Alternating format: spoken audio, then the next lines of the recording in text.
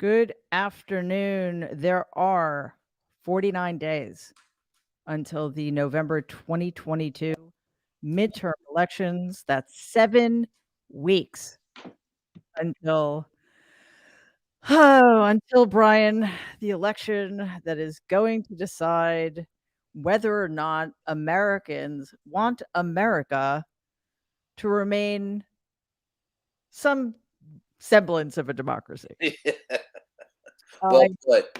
yeah, thank you so much. I'm so sick of saying this. Hi, Dean. But there's so much going on. I'm not entirely sure where to start, but there are two actually good news things I want to start with. One's going to have to wait um, for reasons that will become obvious. And the other one is that yesterday, after. Yeah, oh, there. Hello, Dahlia. I was just saying before we start and get into the kind of horrors that unfold on a daily basis, there are a couple of good things that I wanted to mention, and one is that thanks in large part to the unceasing work of Rabia Chaudhry, Anan Syed was released after 23 years of injustice. And his conviction was vacated, and we can only hope that the prosecutors will spend the same kind of effort in what seems like a railroading of an innocent man to finding justice for Hae Min Lee. That's what needs to happen next.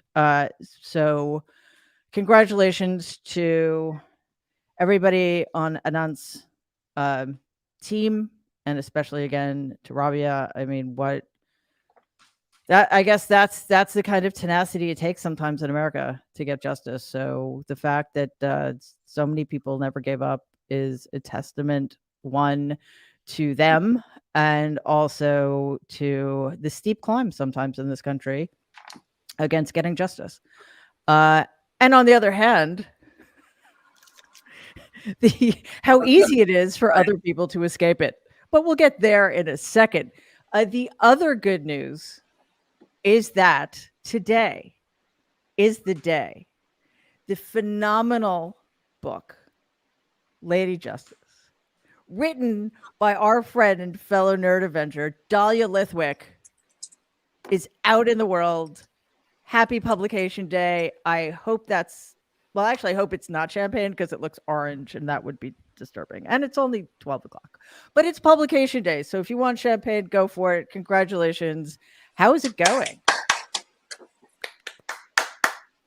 Yeah, I mean, we should do a chapter on Rabia, right? Like another, yes. To the extent that this is a book about dogged women lawyers who just your book could be have as many volumes as the Encyclopedia Britannica. For those of you young ones out there, we used to have these things called encyclopedias, and they were many volumes that covered the knowledge of all of humankind.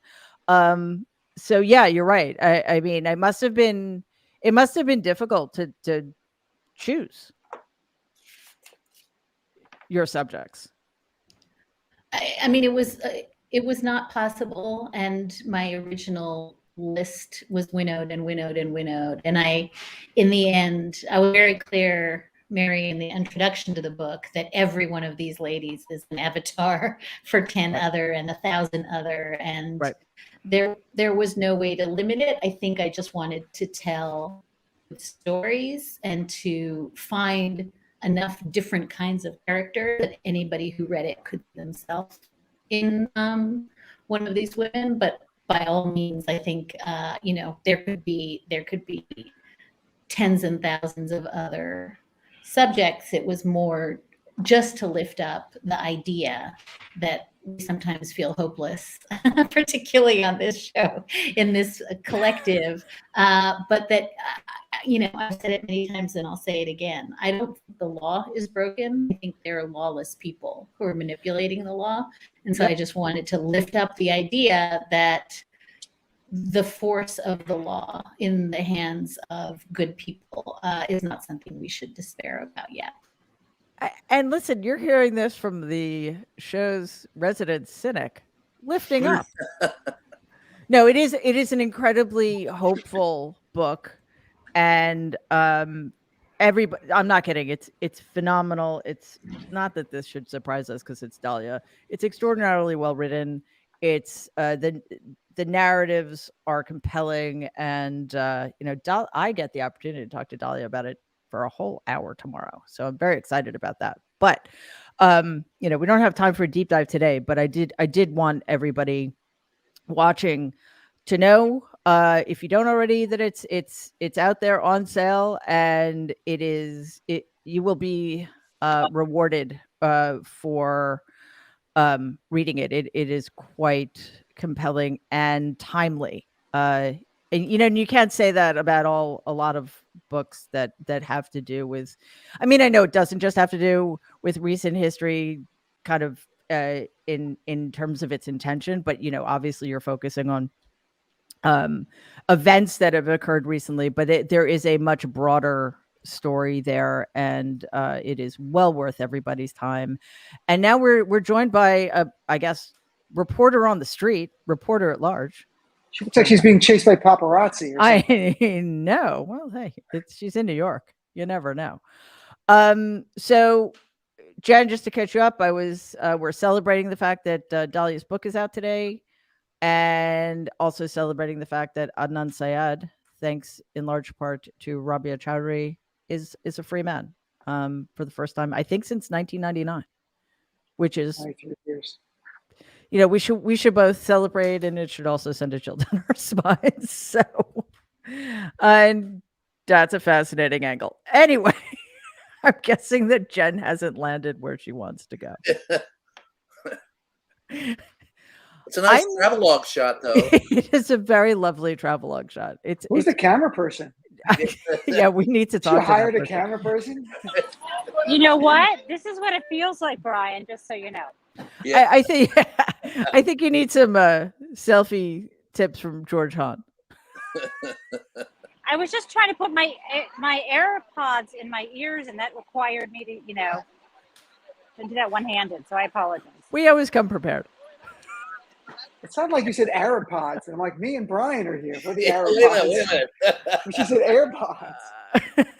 I look forward to having Dahlia on my show. Can I just say, we're talking to her people. Dahlia, we're begging your people to get you on my show. We literally emailed again today going, what's up? What does Dean have to do to get Dahlia on the show? So we're going to hopefully next week or the week after have you on.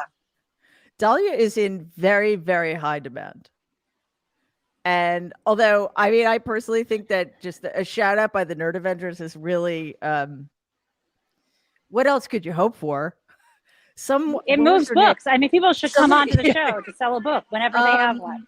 Somebody tweeted about it. Who was it? Somebody tweeted a picture of the book. Oh God, what's her name? Hillary fucking Clinton. Wow. Everybody on Twitter. What? Dean, Lady Justice is a Hillary must-read. Clinton, you would be getting a response right. Dean, wait in line. I don't even know how I got so lucky. So it had something to do with a cash transfer, perhaps. Wait. Did I hear that correctly, Dahlia? Hillary fucking Clinton? Yeah, not about your book while I was on the subway and I missed it? She did, and it's amazing. But I want to make one serious point, if I may, the paparazzi can chase Jen down. One of the things that I keep struggling with on this show in all our conversations, especially when Danielle reminds us how crap the legal architecture is, and that it was designed to be crap, and it continues to be crap. And one of the things that's super interesting in the book is watching some of the different women sort of struggling with how the law has been used to oppress and break women for centuries. And that so much of Justice Alito's opinion in Dobbs is comes from that place of great contempt for women and their power and their autonomy. And I just like, it's so interesting because so many of these conversations we've been having this spring and this summer pop up with these women who all are sort of like, of course the law is a tool of our oppression. It sucks. Like, I hate it, but this is what we have. And it's just, I'm so mindful of how many times we kind of go round and round on that question of, this is a horrible, horrible mechanism for doing justice and equality and dignity. And the second best alternative is like fighting it out in the streets. Well, Dahlia, I just want to tell you, one of the people that inspired me most when I was young was my grandmother, who was a lawyer and one of the first women to plead a case before the U.S. Supreme Court. Wow. And one of the things that her son reminded us of in a family meeting one time was that when she was getting ready to appear before the Supreme Court, her biggest concern was having the proper hat to wear to impress the Supreme Court justices. And her husband, who was also a lawyer, said, "Aren't you worried about the legal arguments?" She goes, "I can run circles around them. They're men. I have to have the right hat to be heard." So it hasn't changed much over the years. No. And look at, and but it has, and this is one of the things that Dahlia writes about that does help us recognize that there has been an evolution. What is it? Half of law students are women, half of lawyers are women. It's still at the upper echelons that there's a huge disparity, but gains have been made, and ultimately, because representation matters, that hopefully will shift the swing of the pendulum. But sorry, Dean, go ahead. I was just going to say, though, as we talk about the good, there's still the reality of what happened last week. Indiana and West Virginia both implemented laws banning abortion at conception, at day one of conception. If you're a woman in West Virginia or Indiana, your uterus becomes property of the state. And in West Virginia, the rape exception, if you want to call it that, 8-week window, and you have to file a police report 48 hours at the latest before you get your abortion, or you can't do it. And nothing there in the law about what if the guy goes, "No, I didn't rape her. It was consensual." Do you not get to have the abortion then? So as we go forward, the law is being used right now, Dahlia, as Dahlia knows, to oppress women, even more extreme than anything we've seen in the last 50 years because of Roe v. Wade. So I'm not a downer. I'm actually an optimistic guy. But I'm saying the reality is, look at this pendulum. Look how it comes back around. The fight never ends. The struggle never ends. The arc of justice might be long and bend towards justice, but they're bending it the other way right now. So yeah, and listen, it's not an arc; it's a friggin' EKG of a cardiac patient. I mean, it's not bending; it's doing all one that's on life support. Yeah, or arresting. So, but listen, this show is never about bringing people down. It's about understanding that we need to stare squarely in the face of what's happening, because deluding ourselves that things aren't that bad just means it just sets us up for failure. So we need to be very clear. And Dean, you're right. It's one of the troubling, I guess, innovations, if you want to call it that. And it's not new, obviously. Of course, this goes back to Jim Crow, but the extent to which it's not just that the laws are draconian, it's that they are injecting this level of vigilantism to skirt around those places where the extremism of the laws won't necessarily hold. Say, well, hey, it's not the government. It's these private citizens who are well within their rights to turn in the Uber driver who brought somebody to a Planned Parenthood. What am I kidding? There are no Planned Parenthoods left in Texas. But you know what I'm saying? It's that extra level of cruelty, deliberate cruelty that empowers all the wrong people. And that's, of course, as we know, also part of the system.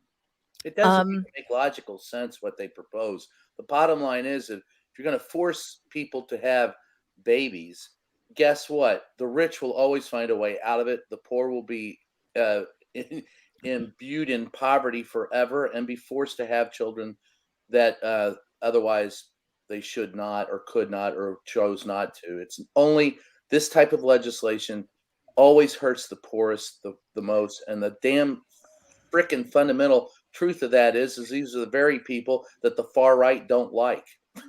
They just want to into servitude. It's absolutely. Although, Julie Zebrak, who was on with us a few weeks ago, pointed this out, and that one of the potential shifts here, because again, most privileged people in America only care about something if it's in their own self-interest or if it impacts them in some way. If I don't care how rich you are, if you're in Texas, or was it Indiana that just passed a similarly extreme? Anyway, if you're in one of those states and you have an emergency and you don't have time to get on your private jet and go somewhere else, then what doesn't matter? You are going to be bound by the same restrictions. Your medical decisions are going to be made by the hospital's attorney, not your doctor. So, this is where we are. Really? I mean, Donald Trump seems to get away with everything, and I bet you he could roll up into a clinic with a girlfriend and go, "Hey, take care of her," and somebody would. Well, I'm not talking about somebody like Donald. I'm talking about some, random person who has the means but doesn't necessarily have the pull. I love your cats in the background, Mary. I see that. Yeah, they're great. And Mary, by the way, in Texas, the law where they implemented a few weeks ago, where a doctor can go to jail for life. Well, if you're a rich person and that's your doctor's gone too. It's like the remember they Democrats want to come between you and your doctor. Republicans want to put your doctor in jail. Okay, that's what and then Jim Jordan's going to be your doctor after that, and Kevin McCarthy's going to be making medical decisions after that, and that's the Lauren Boebert. Oh yeah. And listen, this is the problem with not dealing with these kinds of shifts when they start. Insurance companies have been dictating medical care for decades, taking the power away from the doctor. Your doctor is out of network, or your doctor wants you to get a procedure he or she considers necessary, and the insurance company's like, no, we don't think that's this has been happening for a very long time. So it's getting worse, but this is what it's not new. And this is what happens when we're not paying attention, or we just kind of accept, of course the insurance company has the last say. Why? It shouldn't be this way. And Dahlia just flagged this article on CNN with this quite horrifying headline: 4 out of 5 pregnancy-related deaths in the United States are preventable. And between that and the fact that in states like Alabama, maternal mortality rates for women of color are insanely high. Like, I think in Alabama, they are worse than in many developing countries. So I ask this question to myself all the time. In what way? Well, okay, let's assume that the word exceptional means good. In what way is America exceptional? We can keep pregnant people alive long enough to give birth. We don't care for children after they're born. And that's, I guess, one of the other. And it's funny, like, this wasn't necessarily going to be the thing we're talking about today, but every day we hear more information coming out about how much more they're trying to get away with. And Lindsey Graham may have shown us his hand, but I don't think he's saying any feminine hand. Well, that would be an ad hominem attack. But I know it's Lindsey Graham, so who fucking cares? But still. And those mortality rates, Mary, are 3 and 4 times, Yes. you know, for women of color. So it's not even Exactly. just, you know, that the mortality rates are unnecessarily soaring. It's that, of course, this impacts women of color, you know, multiple times more heavily, particularly in those states that you're naming. And I would just say one other thing. I did a briefing last week about all the universities that now have had months to figure out what their policy is around the country in terms of abortion access, in terms of birth control, in terms of emergency contraception. And an amazing study in the Meteor that just was done by a young woman, and almost none of the schools have a policy. Their policy is dictated by lawyers, dictated by insurers, and the policy is essentially, we don't know what our policy is. But on reflection, it occurred to me that one of the purposes of this is to make sure that young women aren't really interested in going to college, right? If you know that you're going to school and that there's absolutely no mechanism by which, if you are raped or if your birth control fails and you can't terminate a pregnancy because your parents can't helicopter you to New York City, why would you go to school there? And I think one of the things we haven't thought about is the ways in which all of this is being done in this like Handmaid's Tale creepy funnel to send women back to places before they have opportunities. And I think it's just utter, like, there is no excuse that for every university in the country not to have a stated policy post Dobbs of how they're taking care of young women. Along with the American Medical Association. I have to go make sure my house doesn't burn down because the doors just opened. So please continue, and I will be right back. Can we just look at Mary's apartment? Mary has a fireplace. That's a fireplace. The fireplace.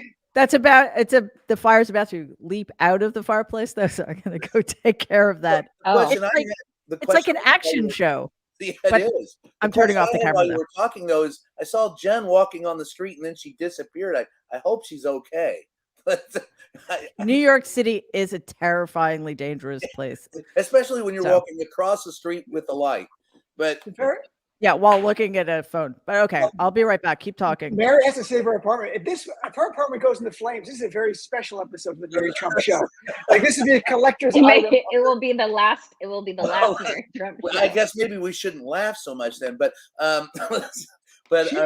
she'll return. Look, it's Danielle. Hey, Danielle Moodie. Hi. Nice to see you, my friend. I haven't seen you in a while. Let me ask you a question, Dahlia. When you talk about women being put at ill at ease with this decision, and even more so keeping them from going to college, I remember a very poignant story when I was younger. Someone very close to me had to have an abortion, and there was a question at the time, even though abortion was legal, and God knows this was in Missouri, there was a real concern about being able to stay in school.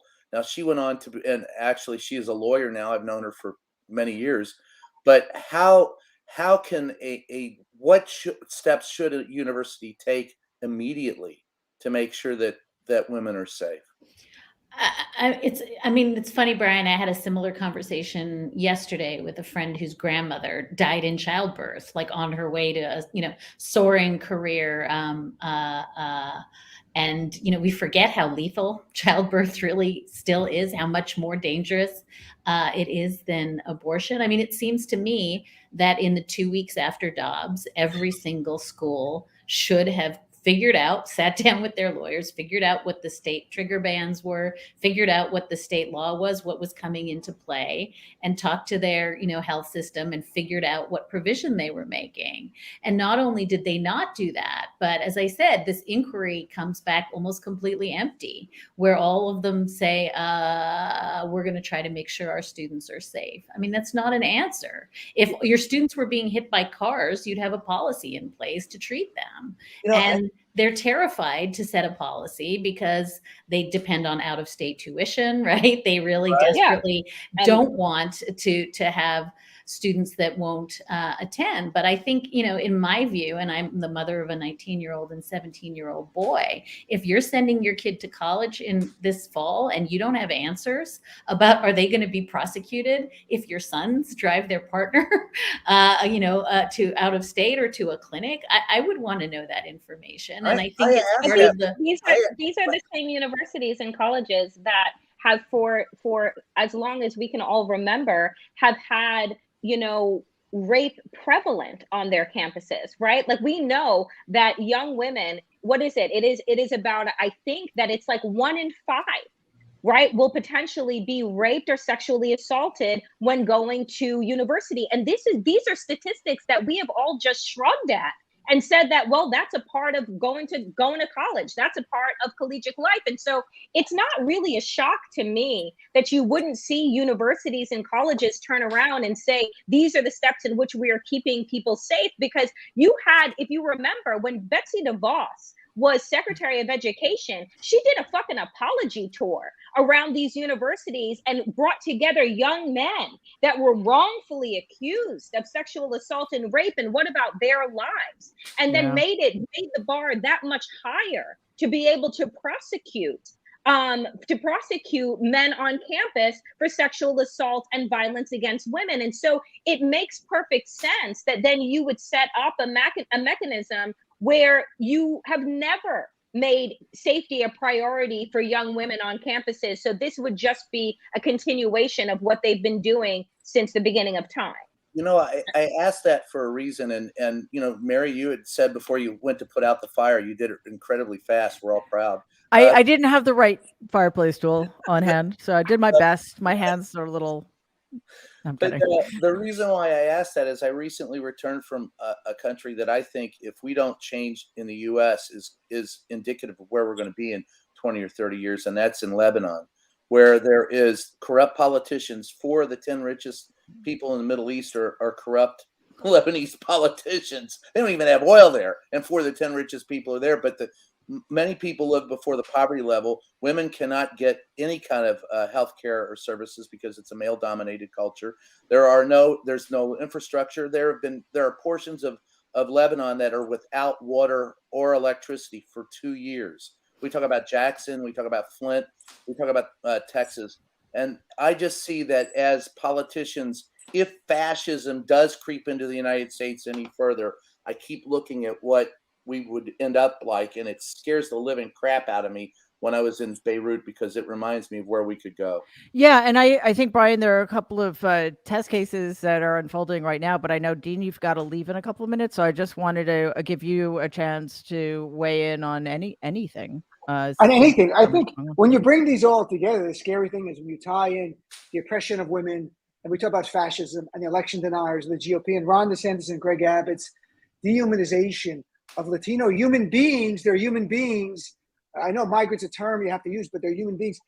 This is really you're seeing a GOP that it's beyond compassion, it's beyond cruelty. It is the mindset that can lead to crimes against humanity. And I don't say that to scare people, but to prepare people. We're dealing with, if you can force a woman who is raped to carry the fetus of the rapist to term, you can do anything. Even a 10-year-old. Yep. Right, exactly. I mean, you can do anything in a bad way. If you can lie to migrants who simply are looking for a better life. My dad was a refugee, a Palestinian refugee. The idea, I think, of him, like, you lie to him to get him on a plane to fly somewhere and not even alert the authorities they're coming, you could do anything. So I don't say this to alarm people. We are dealing with, people go like, can it happen here? We've talked about it. It's happening here. This last week, I just wrote about it for CNN. In 7 days, Ron DeSantis, Greg Abbott, 2 abortion bans, Donald Trump embracing the storm of QAnon, where they're going to execute his political enemies, and that is rally, the one-armed salute, an election denier elected for the Senate nomination in New Hampshire. So we're dealing with something where this is our challenge of this generation. Generation before had to stand up to fascism and cross an ocean and go on a battlefield. Here, because of their sacrifice, we just have to vote on November 8th. It's only 49 days away. So my whole thing, so I have to go for pre-tapes on my show, is this has been such a scary week in GOP extremism and the march towards fascism. And I just fear that there are people who aren't paying attention. We all are. Anyone watching this, Mary, is paying attention. Getting our friends who aren't, to make a case to them, forget the word fascism. This isn't normal. This is not the country you want, and we have a chance to save it. But I got to go. I love all of you. Except for Love you, Brian. Dean. Brian, I don't love you. Thank guys. you. All right. Take care. You Bye, know, Danielle. Bye. Guy, I want to say, pick up on something that Dean said, and it was such a wonderful way that he exited today. But I want to pick up on the way that the media has continued to be complicit in the normalization of our of the dehumanization of people, right? Think about the ways the headlines have been showing, you know, what Abbott and DeSantis are doing, and they've been couching it as a political stunt. They've been couching it as if it is just like a high school prank that is happening, that these governors are doing, as opposed to referring to it as human trafficking, as opposed to a humanitarian crisis and cruelty, right? These are not the words that are being used in the media. And so, you know, this is, you know, when you talk about, I hope fascism doesn't creep in, it's here, right? Because when you have instances that are happening like this, where people are being lied to and abused in their most desperate time, and all we're doing is saying, well, you know, this is how Abbott and DeSantis are protesting.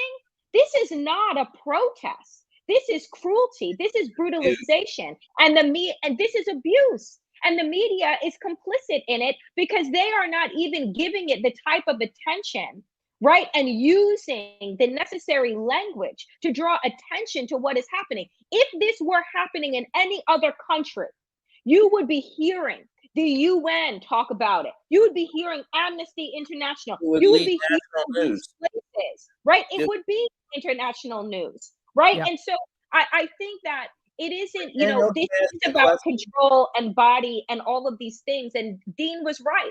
If you can force a woman to have a baby, if you can just pick up human beings and drop them wherever you want, the next step is just like execution, right? And in saying, well, this is my castle doctrine, and I'm able to kill these people because I fear for my life or whatever it is. Like, this is how violence escalates. Can I ask a question real quick? When 90% of what you see, read, or hear is owned by 6 companies, and the board of directors of those 6 companies are mostly rich white males, so there's maybe 40 or 50 people in the country determining what you see, read, or hear, most of, what do you expect? Yeah. The bottom line is you got to bust up those media monopolies and diversify media ownership and make sure that people of color own media and are reporting. And can I say one other thing? Just sorry, Mary, I know I'm interrupting, but I think the other thing, and we have talked about this so often, that Trump rally is covered as spectacle. It's covered as theater. It's covered as this amazing, astonishing, look at them pointing and listen to the creepy music, instead of being covered as like a freaking existential horror show. And you know, I keep thinking, I mean, it's hilarious that we started with the fact that it's a book launch for me today, but so many people have book launches where they put kids in cages at the border. They kept secrets. They didn't say what they knew. They did not report. They took no action. And now they have a bestseller. And it's so astonishing to me that we put the spectacle and the visceral shock and the excitement and the thrills and the spills first, because it's quite literally human rights as reality TV. I mean, what Danielle just described is, it's like Hunger Games performance art, and we just watch it and we're like, hey, you know, 1 point for the pointers and the chanters and 1 point for the people who are shipping folks to Martha's Vineyard, as though this doesn't touch us. This doesn't say what our soul become. I can attest, first of all, that Dahlia Lithwick did not hold back any state secrets that damaged national security, if she had revealed them in real time.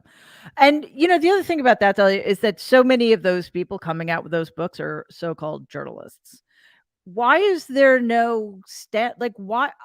That sounds like malpractice. It sounds like something that a responsible employer would not allow. You know, I mean, if only from an economic standpoint, because there's scoops that are being denied to the employer, basically. I mean, I personally would have been interested to know in real time all of these things we're hearing about in these books, or that we're hearing about from witnesses in the January 6th committee. So it's that, and it is the tenor of the coverage. And to Danielle's point earlier, I think it is a problem of language. Bye, Brian.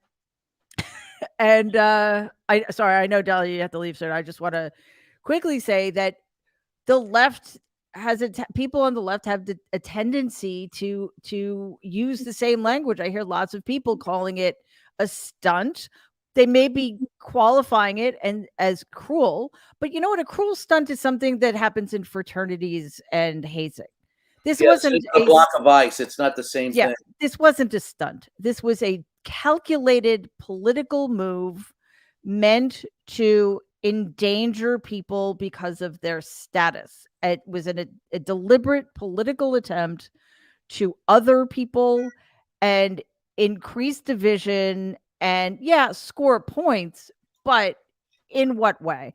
And the other thing too is that I don't recall Joe Biden's speech being covered by any of the hey, that's one of my broadcast biggest networks. gripes. You are absolutely right. And we don't cover.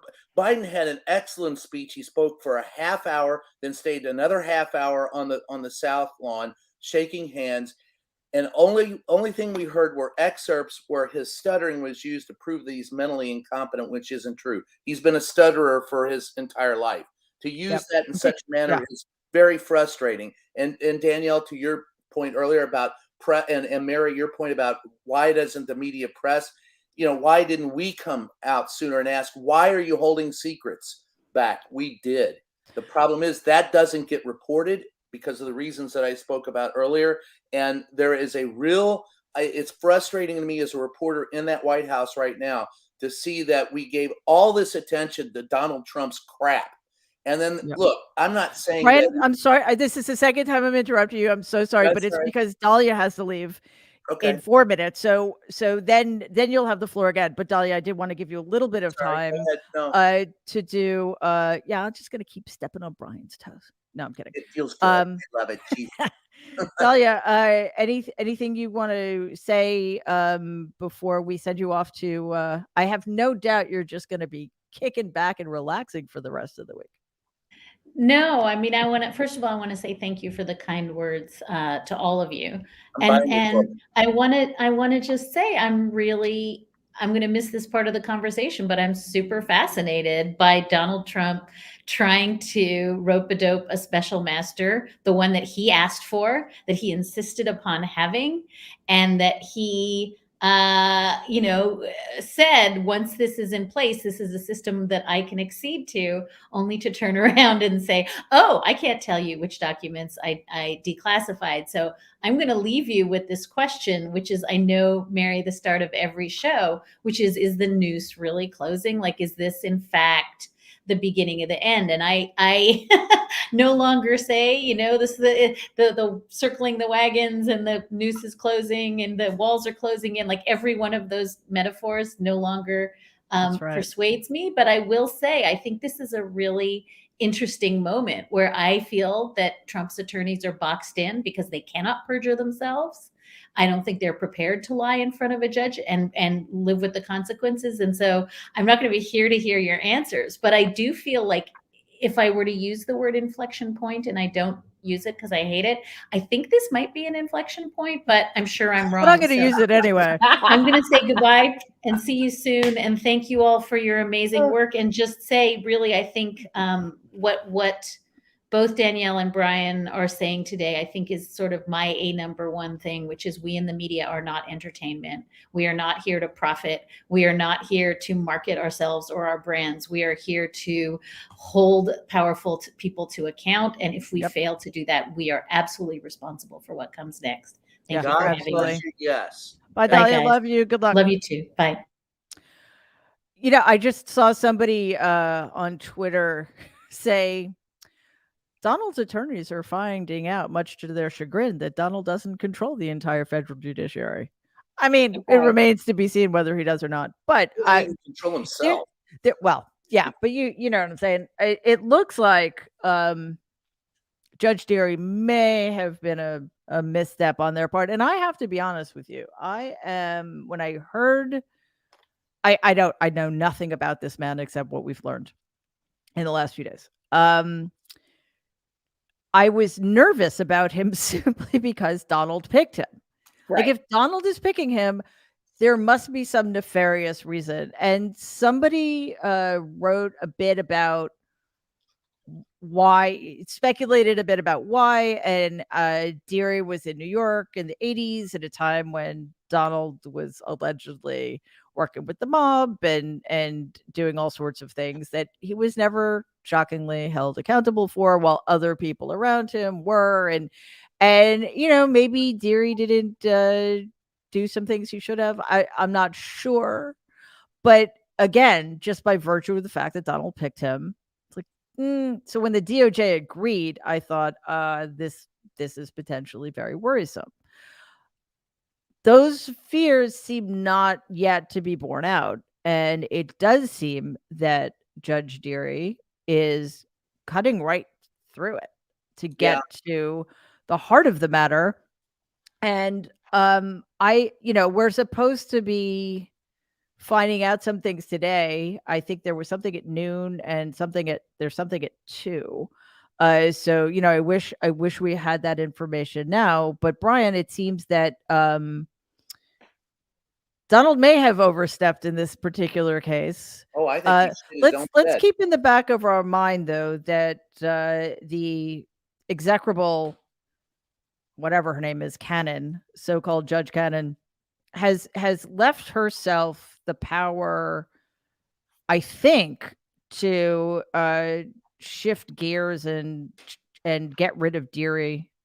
But I'm not entirely. I mean, it would look so bad. Although these people don't seem to give a shit if they look bad or not. They're just going to put their heads down and brazen their way through it.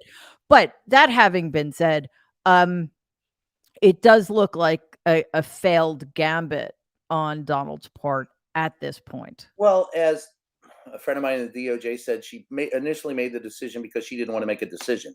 She wanted to make sure that at the end of the day, that Donald Trump would have no other place to go. If he's always going to gripe about it. It's a delay tactic for him. At the end of the day, most people in the DOJ don't think it's going to matter.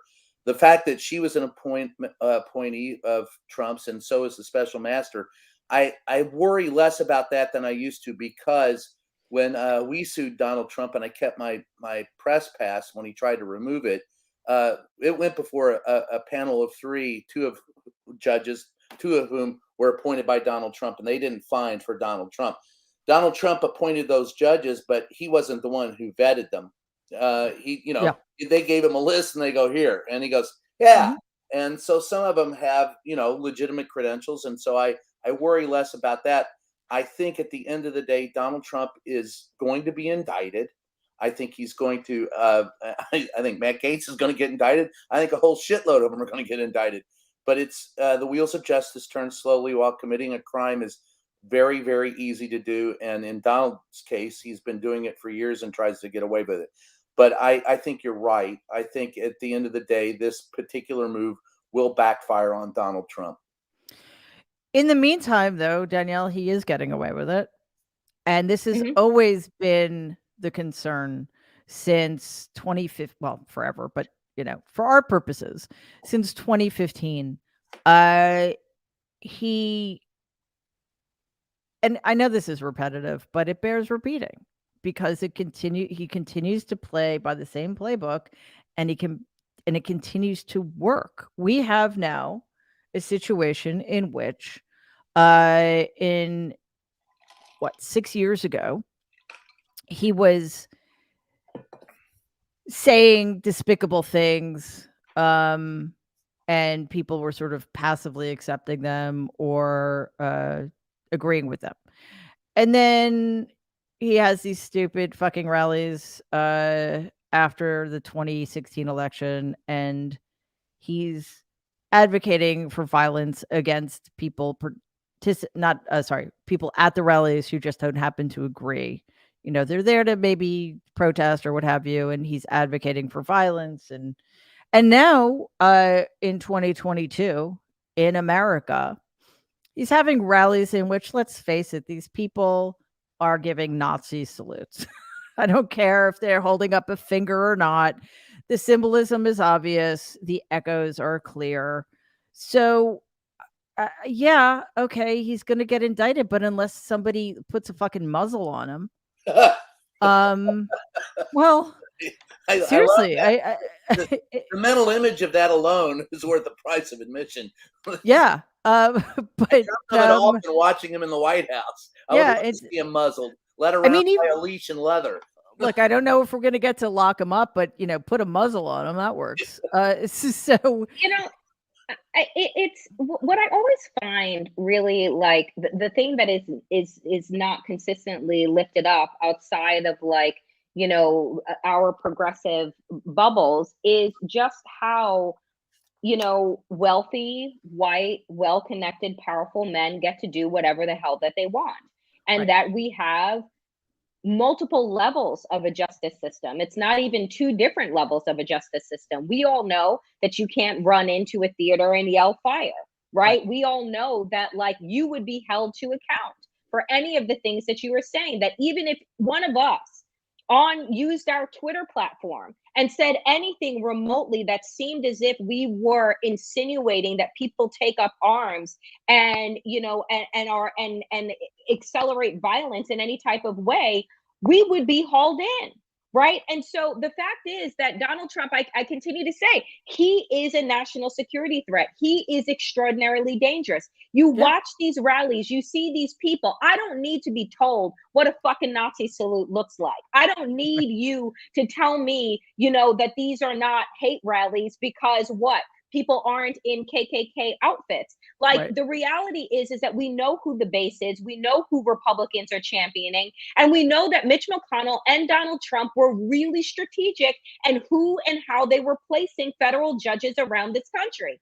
We can ask ourselves, Judge Cannon should not have that job, does not have the experience to have a lifetime appointment, right? We know that she was forced in after Donald Trump lost the fucking election. So in and of itself, she is illegitimate. But we also know that Democrats are not going to take anyone to task and continue to operate with a set of rules that Republicans have long since thrown out. So we're going through all of these hoops, right, with the special master and you have this timestamp and this timestamp for you to continue to lie to us. And we know that they're lying, and we keep operating with the sense of above board, right? And like following law and order that they don't follow and or believe in. So like at the end of the day, like, do I think that Donald Trump is going to be indicted and we'll see the inside of a prison cell? No. Do I think that there are some people around him that may in fact fall because they don't have the resources and the political maneuverings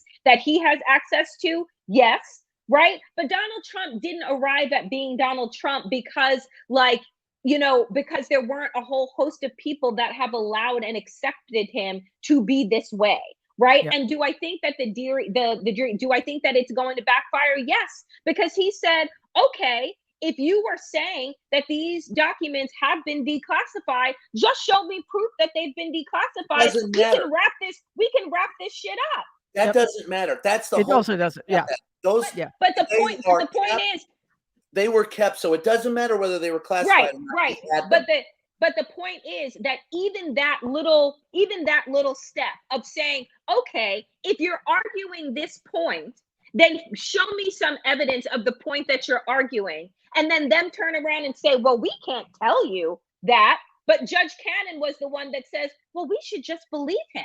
And what about his reputation, right? Every judge, regardless of whether or not they were appointed by Donald Trump, some of them actually do give a shit about their careers, care about their legacies, right? Do care about being seen as upstanding within the legal community. And I think that you're going to see that, like, that crop of people thin out who are willing to put their reputations on the line for a criminal. Well, we're going to see. And, for what it's worth, which is probably nothing, I do think he's going to be indicted. Yes. But it doesn't matter until he actually is. Okay. And then we can, but I do think he'll be indicted too, Mary. And Danielle, but he hasn't been. So, but to your point, Danielle, I don't know that he'll ever see the inside of a prison cell. I don't think he will. He might have an ankle bracelet and be, stopped at Mar-a-Lago. Yeah, but that's like paradise for him. So, like, so what fucking different? His life wouldn't change one in bit. the DOJ that are convinced at this point that there are multiple cases where he can be indicted. I think he may face, and I do think that the Manhattan District Attorney's Office and what they're pursuing now is also going to be detrimental to Donald Trump, and that's actually the one thing that could end up pushing, because that was before he was president. That investigation, which Michael Cohen, they won't rely on Cohen because they don't trust his word, they say. So now with Weiser, they're going to try and get with his accountant, trying to get that information. If they're successful in getting that information, I think that's the one case where Donald Trump could actually look at serious jail time. But again, with you, I doubt it. Yeah. But I do think we have been saying for I don't know how long. Well, there's this case going on. There's Georgia. There's New York. There are these, not criminal. There are these civil suits. Yep. Judge Deary just increased exponentially the speed at which this is going. So the indictments are gonna. Okay, fine. Again, I'm not holding my breath, but what we see is, and this is tangentially related, is are increasing examples of the inability of, well, okay, the system is working as it's designed to. So the increasing number of cases in which powerful white men are getting away with horrible crimes. We now have 3 sitting governors. There are probably more, but just off the top of my head. Greg Abbott in Texas. Ron DeSantis, or Hades, in Florida. And Tate Reeves in Mississippi, who are getting away with crimes against their own constituents or against people who applied for asylum legally in this country and were trafficked and kidnapped. And just like in terms of Mississippi, like there's this horror unfolding in Jackson, the capital city of the state, in which people still don't have potable water. Is the city government at fault? Well, yes, but who is ultimately responsible for a crisis that occurs in a state? I would think it's the governor, who probably, misused funds, and we know this has been happening in Mississippi because Brent Favre, wherever the fuck he is, Brent Favre received some millions of dollars. Yeah, some probably very rich guy already was. I mean, the story is so maddening. They paid this guy $70 million to get a fucking volleyball stadium for his daughter, which he probably could have paid for by himself. They diverted funds that were meant to help people, just to get their I'm having so much trouble. Sometimes my brain just kind of gets short circuited with the amounts of. Yes, it was. I had to put out a fire, so I got a little stressed and distracted. But they diverted funds from state programs that were meant to help poor people, but who cares about them anyway? And then Tate Reeves, who was he's not directly responsible for the thing with Brett Favre, although I have no doubt in my mind he's connected to it somehow and knew about it. He literally said this during a speech a couple of days ago. I've got to tell you, it's a great day to be in Hattiesburg. It's also, as always, a great day to not be in Jackson. First of all, you fucking racist. Secondly, you are a criminal who is directly responsible for the tragedy, the preventable tragedy unfolding in Jackson, Mississippi. And yet, what is going to happen to him? He's going to get reelected. He's going to get reelected. And here's the thing. is that we watch these stories unfold. And for 5 minutes of our attention, we shake a finger, oh my God, look at how horrible. Meanwhile, that governor, that piece of shit, had his own water tank in front of the governor's mansion, which is paid for out of out of his constituents' pockets, in front of his own home. That man was not with even pretending to care, because they don't have to anymore. They don't even have to pretend to put on, the construction outfit and let me go and pass out water bottles because I'm pretending to give a shit about your vote. Right? Like, we've moved past that. And without accountability, without the Department of Justice saying, you know what? All of you are going to be investigated for violating civil rights, for violating human rights, for trafficking, for endangering the public and well-being. Like, if you're not going to hold anybody accountable, then the crimes, Mary, like you said that they are, become bigger and bigger and bigger. All of them they become overwhelming. And then at some point, when they're not prosecuted, they're no longer crimes. And it's just bad behavior. And then, Danielle, you're back to Lebanon, what I pointed out earlier, where they have to have, where the rich people have nice large cisterns of water, they have their own generators, and the poor people are fucked. And I'm sorry, but the governor of Mississippi, that no good whiny piece of shit in his own bed. I'm sorry, I'm cursing, but he's shit in his own bed by saying a good day not to be in Jackson. Hey, pal, it's your state. Yep. You're just shit all over yourself. I hope the people of Mississippi, those that are cogent and are registered to vote, remember that.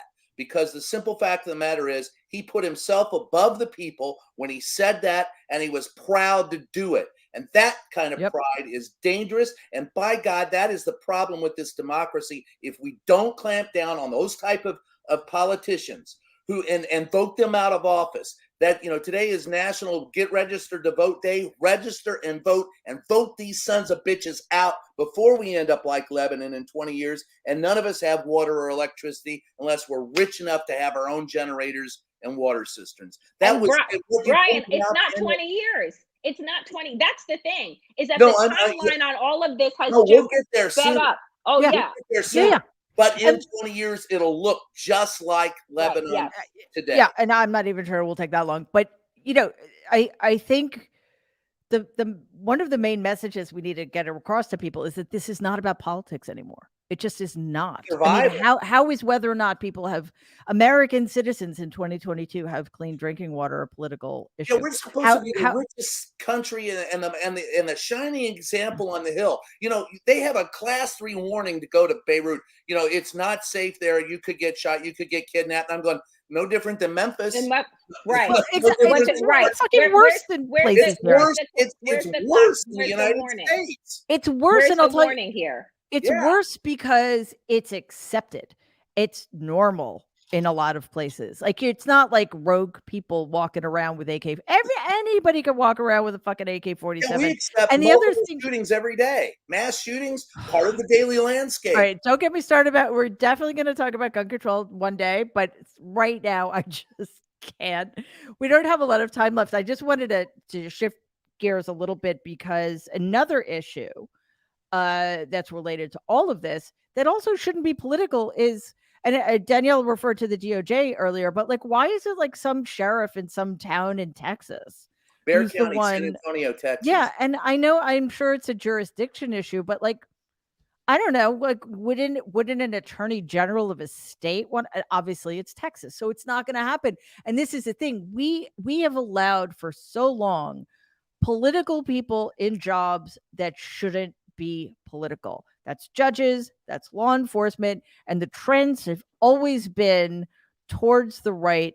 So it's like, I have to confess, I was shocked when I found out a sheriff in Texas was going after a Republican governor, and I shouldn't have been. We should be shocked that this guy is still in office and not, having to hire attorneys and not having to resign and all of that other stuff. So that's a little more progressive area of Texas, and the fact that you're right. But it shouldn't matter, right? You're exactly right. But the fact is that what's scary about that is there's the high, as you pointed out, there's the highest guy in Texas to take a whack at him. Now, Granted, it's one of the top largest cities and largest counties in Texas. Granted, it's more progressive, but why didn't the Secretary of State? Why didn't the Attorney General? Why didn't someone else step Well, up? we know why, but yeah, why? Because not a good the answer. Attorney General in the state of Texas used to watch all of the executions and cheer them on in Texas. That state has been reprehensible since Ann Richards left it. There has not been a decent politician in the state level in Texas since then. And by God, they are probably one of the worst places ever to live. And God knows I live there. It's horrible. Sorry. No, and it's only going to get worse, right? And I don't know. Can a Democrat win a statewide race in Texas? They don't. Yeah, there are people. The problem with Texas is not that Democrats can't win. It's that they have in Texas, it's very hard to get a Texas Democrat across the state who can appeal to the wide variety of people that you have to, where it's very easy for the Republicans to scare the shit out of you in Texas. All they do is point at the border and go, they're coming. We got to run. And they'll scare the crap out of you and they'll vote Republican every time, even minorities, even women, but now with what's happened this past year, I think there's a real chance for Texas to go back to the Ann Richards Texas. She was the last good, successful Democrat in that state, and she did it by appealing across all kinds of divisions within that state, and she brought them together in a coalition. Very smart. Yeah, that seems like it was forever ago. And Texas is a very different place. You know what I should say? What should appeal to people in Texas is a governor that won't leave you out literally in the cold because the power grid fucking fails, right? You know what should have people? Yeah, what should have people rally in Texas is not being left in 120-degree heat. And again, your power grid failed because your governors and your Republican politicians have privatized it. And I think you still have to pay your energy bills. Just a little idea. Just a little idea. I don't know what I kind of want to do over. I want to rewrite I think the next show we're going to rewrite the Constitution. And we're going to see what we can come up with. So we don't have to keep dealing with a country in which more than half the states, I think it's 26 states, just really, really, really want to take us back to 1960. In 1960, what am I kidding? 1860. Sorry. Yep. All right. Well, we are going to leave it there for today. I cannot wait to talk to you guys about what's probably unfolding as we speak with these hearings in front of the special master. I think it's going to be fascinating. It might even be really funny, which would be good because we could use a little bit. I could use a little laugh. Yeah, we could totally do that. So Danielle Moodie, Brian, he's the master of his domain. I'll put it that way. Danielle Moodie, Brian Karem, Dahlia Lithwick, whose book you need to go out and buy, Lady Justice. It's phenomenal. Jen Taub, a reporter at large who just disappeared. And Dean Obeidallah, thank you guys so much for being here. I will see you next Tuesday. Have fun. Bye.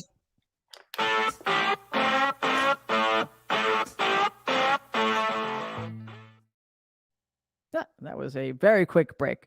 Thank you all for being here today. It was so good to have you here 49 days out from the midterm elections. And thank you, of course, to my Nerd Avengers and for all of your great comments. I was happy to see there weren't any racist trolls lurking, at least as far as I could tell. Okay, so as I mentioned during the show, I have the great honor of having a one-on-one interview with Dahlia Lithwick, who is phenomenal and who is also my friend, which makes me quite happy. And that is going to be Thursday, 2 days from now, 7 p.m. Eastern, 4 p.m. Pacific on youtube.com/Politicon. And then, of course, in a week, on Tuesday at 12 p.m. Eastern, 9 a.m. Pacific, the Nerd Avengers and I will reconvene. Also, youtube.com/Politicon. And while you're on Politicon's YouTube page, please subscribe to Politicon's YouTube channel. Doesn't cost anything. We really want to keep building our numbers. and you can like the episode and leave a comment if you'd like. Also click on this bell, because this way you will be sure to be notified every time a new video drops. And I'm putting out some shorter videos. I just had one come out, I don't remember when, a couple days ago, I guess. Anyway, please check that out as well. Share links with friends who might be interested in the show. And of course, you can, as always, listen to the show in podcast form on Apple or wherever you get your podcasts. And it would be great if you could give us a 5-star review, leave a comment. It really does help other people find the show. And that's the goal here. Everybody I have on deserves to have a broader audience. And with 49 days out, we have a lot of people to inform, a lot of people to convince, perhaps. So let's make this a full court press. That is it for today. I will see you Tuesday, 7 p.m. Eastern, 4 p.m. Pacific. In the meantime, please stay safe and be kind.